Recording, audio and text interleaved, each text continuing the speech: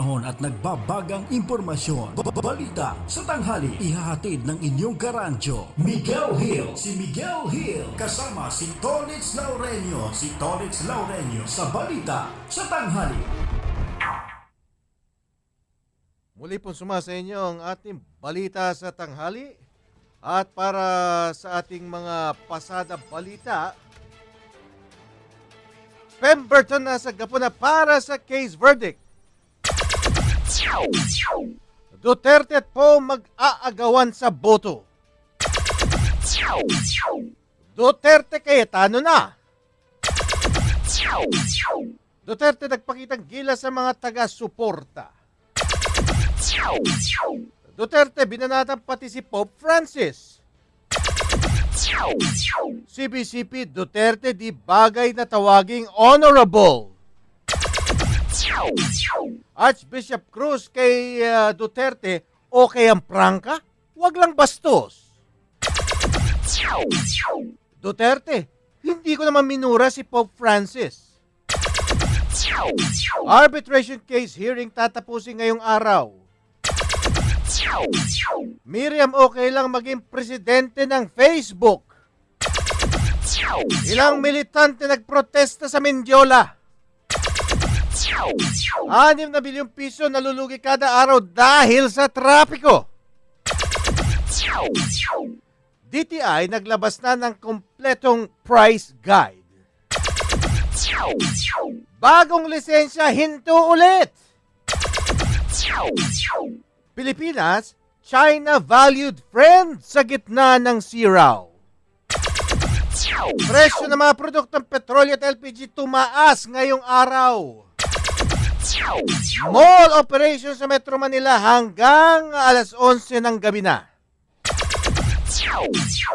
Agham, pangako at aksyon ng gobyerno sa carbon emission. Magkabalintuna. SSS number maaari nang makuha online.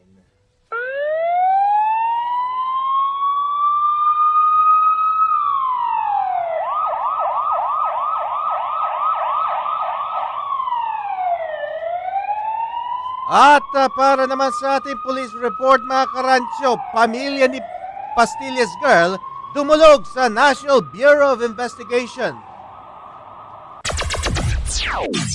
Lalaki pinatay dahil sa 20 pesos. Dalawang Iraqi sa Sultan Kudarat na mataan ng militar.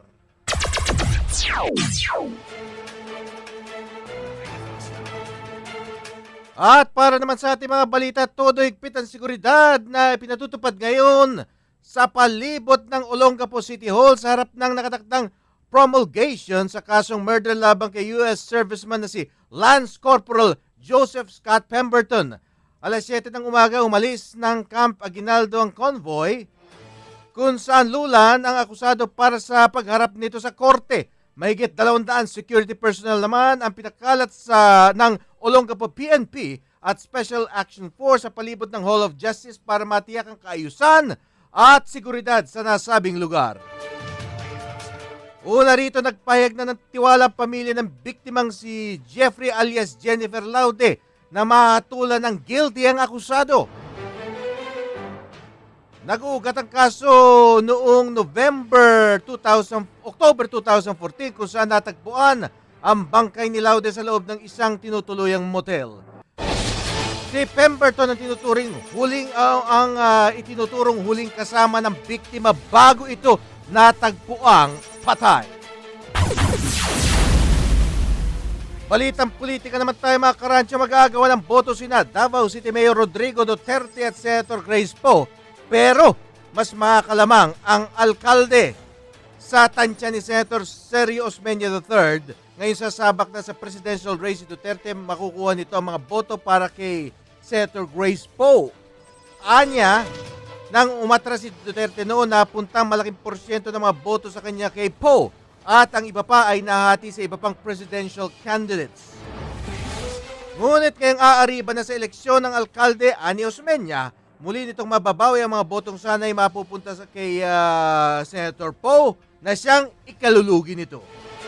Samantala, bagaman sa Region 11 ang teritoryo ng alkalde, hindi inaasahan ni Osmeña na napakalaki ng suportang matatanggap ni Duterte mula sa kanyang sariling rehiyon.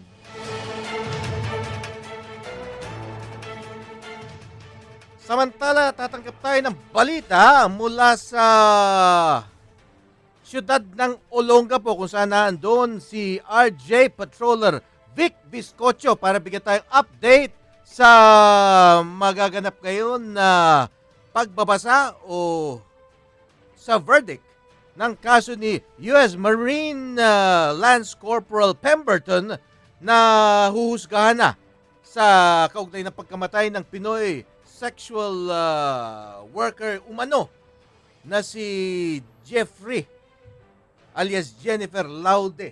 Okay.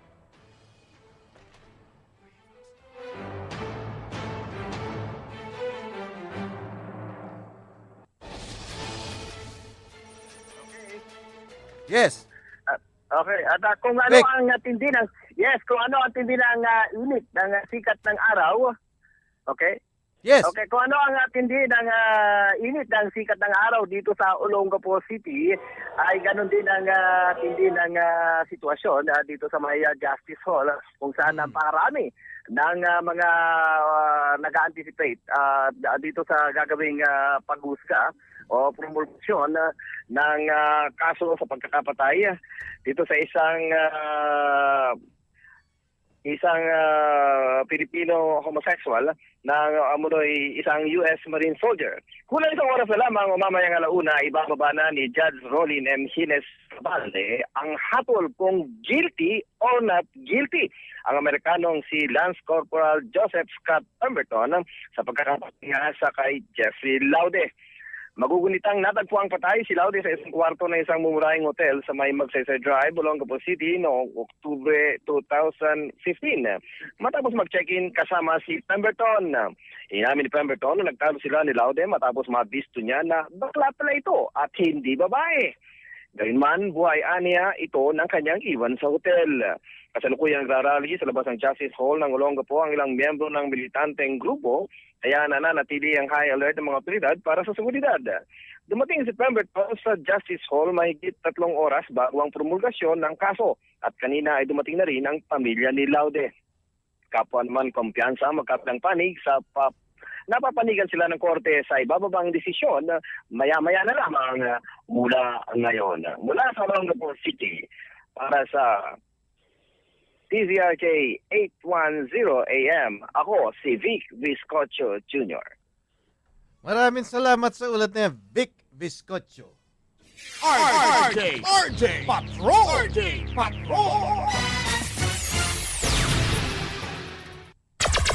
Samantala, mula naman dyan sa kinalalagyan ni Vic Biscocho sa Olongapo, magtungo naman tayo sa Senado kung saan nag-aantay si RJ Patroller Jojo Sicat na meron naman siyang ulat ukol kay Mayor Rodrigo Duterte na prangka pero hindi plastic. Ayon naman daw yan kay Senator Juan Ponce Enrile. Jojo! Yes, naniniwala nga itong si Senate Minority Leader Juan Ponce Enrile na prangka at hindi plastic si Davao City Mayor Rodrigo Duterte sa kanyang pagharap sa publiko. Ito ang naging reaksyon ni Enrile sa mga puna at batikos laban kay Duterte sa manghang na pananalita nito at pagmumura sa kanyang proklamasyon kahapon sa Century Park, Manila. Sinabi ng senador na kung ano ang pagkatao ni Duterte sa harap ng publiko, ganoon din ito sa likod ng kamera na walang itinatago sa kanyang personalidad.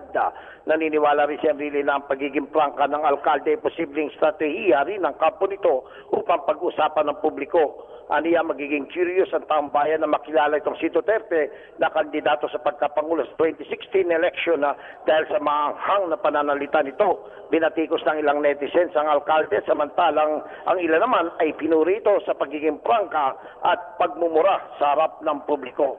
Mula sa Senado, ito si Jojo Sicat para sa DCRJ 810 Rai Media, ang impilan ng bawat Pilipino. Maraming salamat sa ulat na yan, Jojo Sicat. RJ Patrol! Samantala sa pagpapatuloy ng ating balitaan, matapos ang matagal na paghihintay, natuldukan na rin ang mga pagtatanong kung sino talaga magiging Vice Presidential Candidate at katandem ni Davao City Mayor Rodrigo Duterte matapos formal na iproklama ng Partido Demokratikong Pilipino Laban o PDP Laban bilang kanilang official presidential at vice presidential candidate sina Duterte at Senator Alan Peter Cayetano kahapon sa Century Park Hotel. Naka-schedule umano ng press conference alas 2 ng hapon, subalit dumating na magkasunod sina Duterte at Cayetano alas 3 na ng hapon. Markado naman ang pagdalo ni dating PDP Laban Presidential Bet na si Martin Dino dahil unang pagkakataon umano silang nagkita ng personal ni Duterte simula nung ito'y magdeklara ng intensyon tumakbo sa pagkapangulo sa 2016 elections. Gusto ni Dino na sakaling palarin si Duterte ay nais niyang gawing ligtas ang Pilipinas tulad ng Davao na mababa umanong krimen. Matatanda nag-withdraw ng kanyang Certificate of Candidacy sa Commission on Elections si Dino noong October 27 kasunod ng paglilinaw niya na hindi siya dapat ideklarang nuisance candidate at ginit na substitute si Duterte. Kabilang din sa dumalo ang mga kaalyado, mga retiradong general at mga miyembro ng Volunteers Against Crime and Corruption o VACC sa pangunguna ng chairman nito. Git naman ni Duterte na sakaling siya ay ma-disqualify, ay wala siyang magagawa kundi umuwi na lang sa Davao at magretiro na at wala ring planong muling kumandidato doon.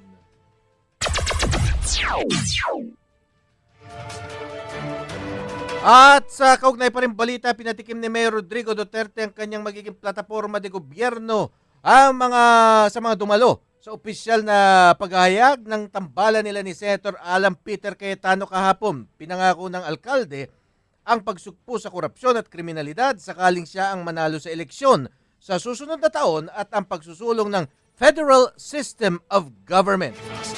Sa pagharap ni Duterte sa 2 oras na event sa Century Park Hotel, napuno ng mura at mga biro ang talumpati ng alkalde.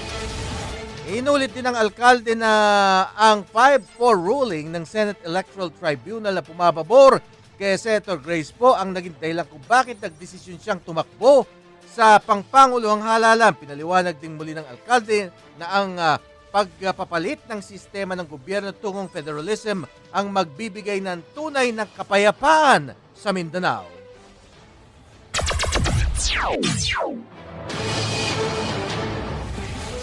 At kaugnay pa rin sa kandidatura ni Mayor Duterte, umani namang batikos mula sa publiko, lalo na mula sa mga Katoliko, ang mga salitang binitiwan ni Davao City Mayor Rodrigo Duterte kaugnay kay Pope Francis. Maging ang Santo Papa kasi ay hindi nakalagtas sa maanghang na salita ng alkalde na binigkas siya sa harap ng maraming tao nang siya ay dineklarang opisyal na standard bearer ng Partido Demokratikong Pilipino Laban o PDP Laban kahapon. Binahagi kasi ng alkalde ang kanyang naging karanasan sa trapiko nung pagdating sa bansa o nung dumating sa bansa si Pope Francis na naganap noong Enero ng taong ito. Ayon kay Duterte, inabot siya ng 5 oras para lamang makarating sa paliparan dahil sa mga saradong daan. At dahil doon, anya, nais niya sanang tawagan si Pope Francis para murahin at pauwiin at huwag na lamang bumisita dito sa Pilipinas. Dahil pabiro umano itong sinabi ng alkalde at sanay na rin ang iba sa ganitong mga patutsada niya, may ilang natawa pero mas marami ang nainis sa mga sinabi niya. Kabilang sa mga hindi natuwa kay Duterte ay si Presidential Spokesperson Edwin Lacierda na nag-post sa kanyang Twitter account. Maging sa social media, marami ang nagpahayag ng pagkadismaya sa mga binitawang salita ni Duterte.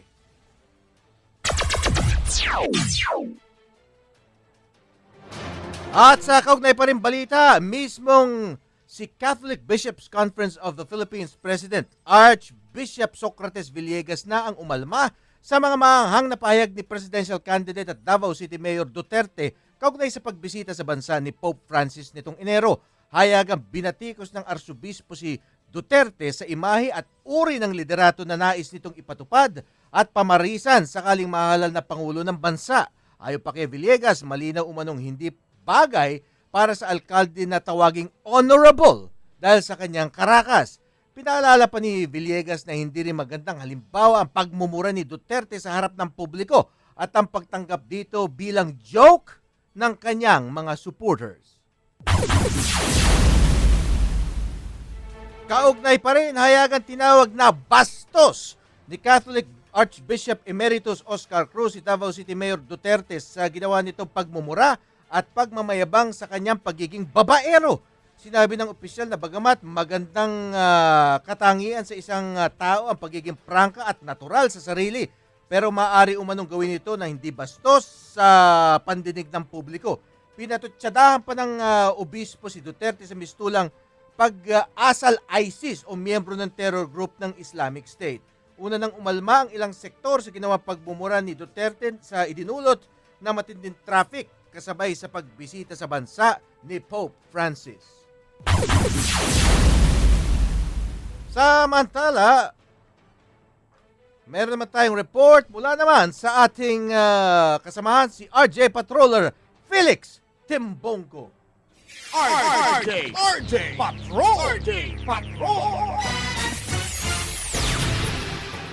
Felix, magandang tanghali. Marinis so Representative Lenny Robredo sa mga resulta ng survey nito mga nakaraan na dahil sa mababang rating nito sa kabila ng meron na itong mga political ads. Ayon kay Robredo sa isang pulong balitaan sa Kongreso, lumabas ang pinakahuling survey sa panahon na wala pa ang kanyang political ads. Subalit, naniniwala ito na makakatulong ang kanyang political ads at makapagpapaangat sa kanyang popularity ratings. Subalit nilino nito na kahit pa nisikap nila na tumaas sa survey pero ayaw niya na sinabrand siya sa survey.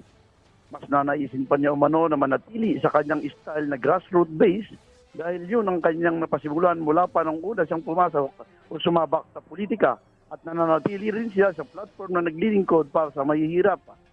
Samantala binigyang din ito na sakali at magtatagumpay ang pangunahin ng tututukan ay ang agrikultura at ang issue ng food security.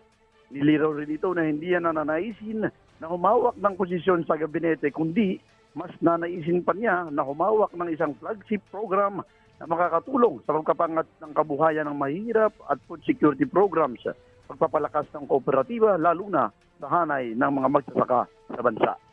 Mula sa Kongreso, Felix Tambongco nag-uulat para sa DCRJ 810, 8 Media, ang himpilan ng bawat Pilipino. Maraming salamat sa ulat niya, Felix Tambongco. RJ Patrol.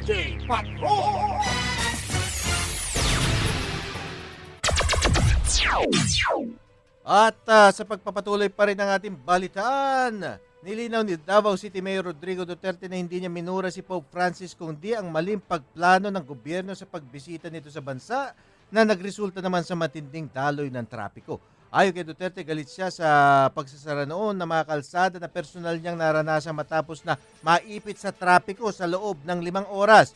Giit ng alkalde kung makakausap umano niya ang Santo Papa, hindi na nito pababalikin pa sa bansa dahil sa maidudulot na problema sa trapiko.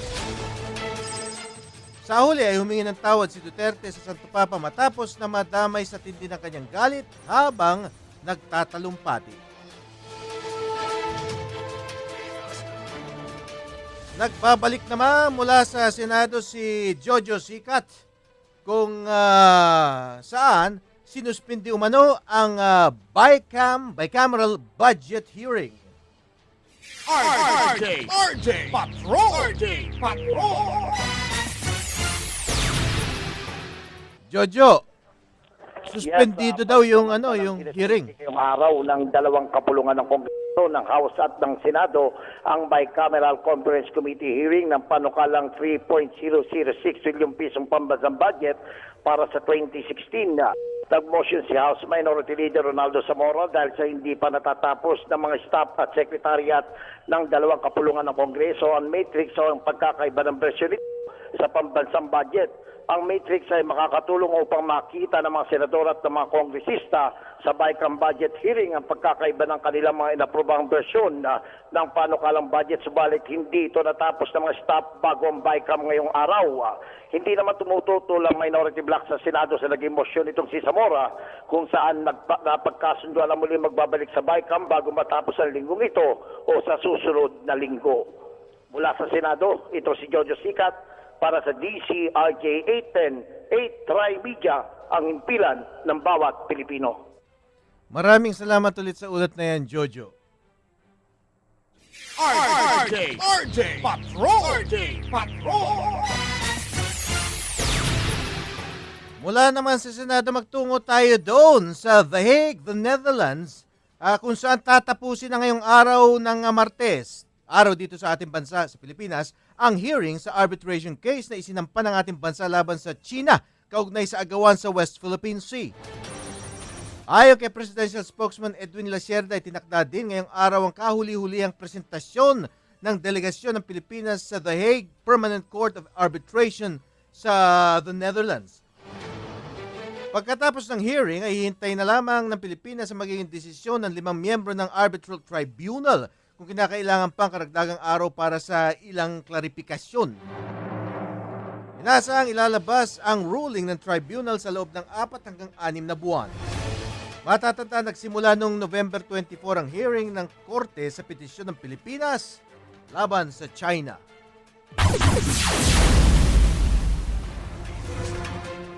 Samantala, balik tayo sa larangan ng politika. Kahit maging presidente ng Facebook si Senator Miriam Defensor Santiago, hindi ito kinababahala ng isang opisyal ng Malacanang. Katuwiran ni Presidential Spokesman Edwin Lacierda, hindi naman sa Facebook gagawin ang 2016 elections kundi sa opisyal na balota ng COMELEC. Ito ang sagot ni Lacierda ng hinga ng reaksyon sa pagbibida ng kampo ni Santiago na nangunguna ito sa huling isinagawang survey ng Facebook page Pinoy History.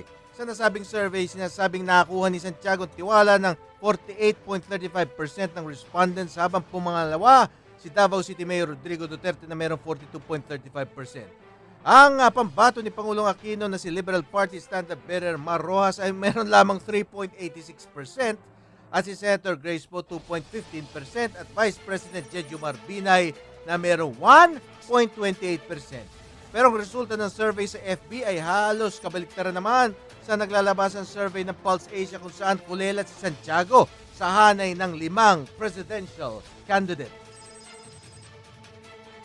RJ Patrol! Samantala, meron namang ulat ang si RJ Patroller Ed Doliente. At ito naman ay tungkol sa mahigit 600 kilo ng kontaminadong karne na nakumpiska sa Lungsod Quezon. Ed! Umabot nga sa 600 kilo ng kontaminadong frozen meat, gayon din ang ilang balde ng frozen namang manok ang kinumpiska sa Lono Market, Novaliches, lungsod ng Quezon. Ayon kay Chief Veterinarian Dr. Ana Cadel ng Veterinary Office ng Quezon City, ang mga frozen meat na nakatiwangwang at wala sa freezer ay napakadelikado sa ating kalusugan dahil nga exposed ito sa mga mikrobyo. Ayon pa rin kay Cadel, nanggaling pa ng Canada, Australia at Amerika ang mga frozen meat na baboy na nakumpiska. Kinumpiska rin at hindi nakaligtas ang mga dilaw na bombilya na ginagamit ng mga tindero-tindera sa kanilang panindang baboy at manok para magmukhang sariwa ang mga ito. Ayon naman sa Veterinary Inspector Office ng Quezon City, dinala na sa dump site ng Payatas ang mga nakumpiskang mga baboy at manok. Ayon pa rin kay Dr. Cadel, lalo pa rin nilang paiigtingin ang kanilang pag-inspeksyon sa mga palengke ng lungsod, lalo na pumasok na ang buwan ng Disyembre kung saan inaasahan daragsa sa mga palengke ang iba't ibang uri ng karne dahil na rin sa pagdagsa ng mamimili ngayong nalalapit na Kapaskuhan. Nagbabala rin si Cardel na ang paulit-ulit na nagbebenta ng mga kontaminadong frozen meat at botcha na tatanggalan sila ng lisensya sa pagtitinda. Mula rito sa lungsod ng Quezon, ako si Ed Doliente, nag-uulat para sa DZRJ 10 8 Media, ang himpilan ng bawat Pilipino. Maraming salamat sa ulat na yun, Ed. RJ Patrol! Sa pagpapatuloy pa rin ng ating balita, aabot sa 6 na bilyong piso kada araw ang magiging kalugihan ng gobyerno kapag nagpatuloy ang labis na pagsisikip ng daloy ng trapiko sa Metro Manila. Pagtaya ito sa pag-aaral na isinagawa ng Japan International Cooperation Agency or JICA pagsapit ng 2030 mula sa kasalukuyang kalugihan na 2.4 billion sa isang araw pa lamang yan. Dahil dito kinalampag ni Valenzuela Congressman Sherwin Gatchalian ng Kongreso na ipasa sa lalong madaling panahon ang paghihiwalay o paghati ng kagawaran ng Department of Transportation and Communications. Dapat anyang paghiwalayin ang transportasyon at ang komunikasyon upang maaksyonan ng kalihim ang bawat suliranin ng ahensya. Ang panukalang ito ay nakapaloob sa Senate Bill 2686 at House Bill 6198 na may titulong Department of Information and Communications Technology Act of 2015.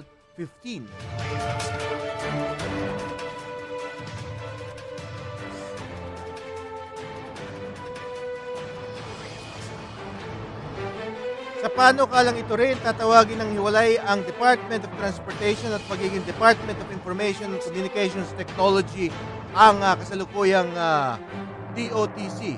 Ngayong holiday season ay sigurado anyan lalala ang pagsisikip ng daloy ng trapiko, gayon din ang internet connections. RJ Patrol! Samantala, meron pang pahabol na ulat si RJ Patroller Nildo Pable. Nildo, pasok. Hindi umano titigilan ng Presidential Commission for the Urban Poor at Housing Urban Development Coordinating Council ang pagtugis sa baga sindikato sa squatter na ayon kay PCUP Commissioner Rick Domingo ay marami na sa mga ito ang nasampahan ng kaso sa proper court. Sinabi ni Commissioner Domingo na bagamat lumaylo ang grupo sa kanilang modus operandi, hindi pa rin umano tumitigil ang pamalaan sa pagsasampa ng mga kaso sa mga tukoy na grupong bumibiktima umano sa hanay ng mga maralitang lungsod sa bansa.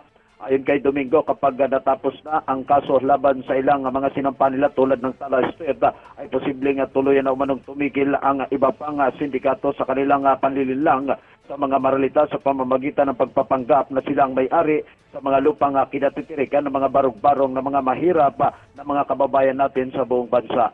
Sa nagkiso del Pable para sa DCRJ 810 Tri-Media, ang himpilan ng bawat Pilipino.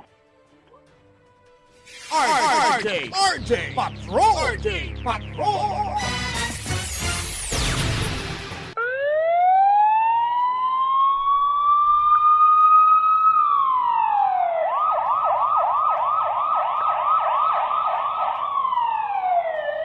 Samantala, para naman sa ating police report, nagpasaklolo sa National Bureau of Investigation or NBI ang pamilya ni Angelica Yap na mas kilala bilang Pastillas Girl para sa agarang investigasyon sa pamamaslang sa kanyang nanay linggo ng gabi sa Barangay 131, Caloocan City. Malaki naman ang hinala ng pamilya na Love Triangle ang dahilan ng pagpatay kay Teresa Yap na isang barangay kagawad. Ayon sa mga kaanak, mabait at walang kaaway sa trabaho sa nasabing barangay si Teresa. Kwento naman ni Angelica, nasa shooting siya nang malaman niyang nabaril ang kanyang ina. Agad anya siyang tumungo sa ospital kung saan dinatnan niyang brain dead na ang kanyang nanay. Pansamantala po pa umanong naging stable ang kondisyon ng ina, subalit binawian na rin ito ng buhay. Ani Pastillas Girl, may nabanggit ang ina na mayroong mga natatanggap itong banta mula sa mga hindi kilalang numero, kaya hindi naman ito sineryoso. Hiling ni Angelica sa mga otoridad, bilisan ang pagresolba sa kaso ng pagpatay ng kanyang ina. Bueno, dito na po nagtatapos ang ating balita sa tanghali ngayong araw ng Martes, December 1, 2015. Ako naman po ang inyong Karancho Miguel Hill. Bukas po magkakasama-sama tayo muli. Maraming salamat sa inyong patuloy na pagsubaybay. Tri-Media Pro Incorporated. Ikaw ba ay nakikinig sa DCRJ 810 araw-araw?